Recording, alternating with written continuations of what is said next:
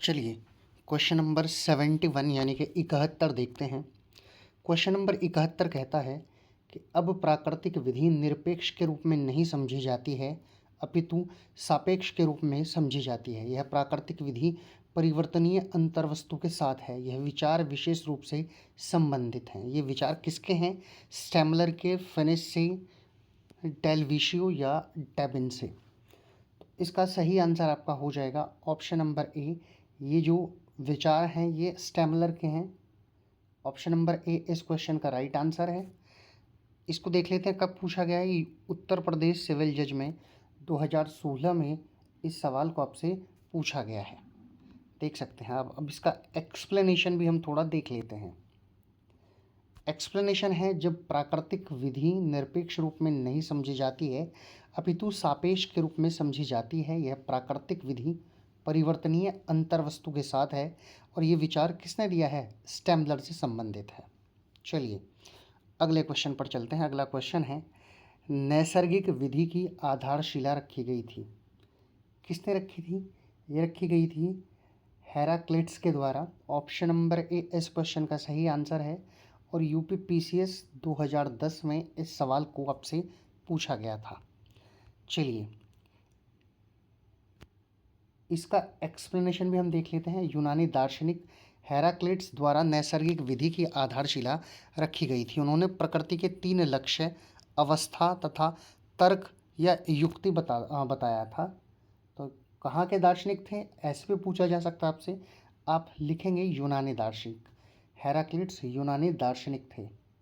चलिए अब हम अगले क्वेश्चन की तरफ चलते हैं। अगला क्वेश्चन है, नैसर्गिक विधि का विचार सर्वप्रथम प्रकट हुआ था। तो नैसर्गिक विधि का जो विचार है ये यूनानी विचारधारा का है। ये आप याद रखेंगे। ये कहाँ का विचारधारा का है? ये यूनानी विचारधारा का। ऑप्शन नंबर सी इस क्वेश्चन का सही आंसर है। जो नैसर्गिक विधि का विचार है वो यूनानी विचारधारा में संहित है या यूनानी विचारधारा का विचार है। इस सवाल को आप देख सकते हैं 4 बार आपसे पूछा गया है। तो आप समझ सकते हैं कि कितना इम्पोर्टेंट क्वेश्चन है। चलिए आगे चलते हैं। अगला क्वेश्चन देखते हैं। अगला क्वेश्चन है, निम्नलिखित में से किस वाद में यह अभी निर्धारित किया गया है कि नैसर्गिक न्याय के नियमों का उद्देश्य न्याय को सुनिश्चित करना या उसे नकारात्मक रूप से प्रस्तुत करते हुए न्याय की हत्या को रोकना है? ये किया गया है ए के क्रैपक बनाम भारत संघ में। ऑप्शन नंबर डी इस क्वेश्चन का सही आंसर है। ये एक वाद था ए के क्रैपक बनाम भारत संघ, जिसमें अभी निर्धारित किया गया कि नैसर्गिक न्याय के नियमों का जो उद्देश्य है वो न्याय को सुनिश्चित करना होता है या उसे नकारात्मक रूप से प्रस्तुत करते हुए न्याय की हत्या को रोकना होता है। तो ऑप्शन नंबर डी इस क्वेश्चन का सही आंसर है। इस सवाल को यूपी पीसीएस स्पेशल एग्ज़ाम 2004 में पूछा गया है। चलिए अब अगले क्वेश्चन की तरफ चलते हैं। अगला क्वेश्चन है, निम्नांकित में से कौन सा सिद्धांत नैसर्गिक विधि की विचारधारा से संबंधित नहीं है? तो ऐसा कौन सा सिद्धांत है? वो है प्रतिस्थापित प्रतिभूति का सिद्धांत। जो नैसर्गिक विचारधारा जो विधि है, नैसर्गिक विधि उसकी विचारधारा से संबंधित नहीं है, क्योंकि सम्यक प्रक्रिया का सिद्धांत भी उससे संबंधित है, पक्षपात का भी और युक्ति युक्तता का भी। कौन संबंधित नहीं है? संबंधित नहीं है प्रतिस्थापित प्रतिभूति का सिद्धांत, यानी कि ऑप्शन नंबर बी इस क्वेश्चन का राइट आंसर हो जाता है। इस सवाल को यूपी में पूछा गया है, 2008 की परीक्षा में पूछा गया है। चलिए इसका थोड़ा एक्सप्लेनेशन भी हम लोग देख लेते हैं। प्रतिस्थापित प्रतिभूति का सिद्धांत नैसर्गिक विधि से संबंधित नहीं है, जबकि सम्यक प्रक्रिया का सिद्धांत पक्षपात का और युक्ति युक्तता का सिद्धांत नैसर्गिक विधि की विचारधारा से संबंधित है। चलिए आगे चलते हैं। अगला सवाल, निम्नलिखित में से कौन सा विधिशास्त्री नैसर्गिक विधि विचारधारा का विरोधी था? तो इसमें कौन विरोधी था? सबसे पहले एमिनेंट कांट, ये तो पक्षपात में थे, विरोध में नहीं थे, इसके पक्ष में थे। अगला है जेरेमी बेंचम, ये इसके विरोधी थे नैसर्गिक विधि के। स्टेमलर पक्ष में थे, जॉन रॉल्स पक्ष में थे।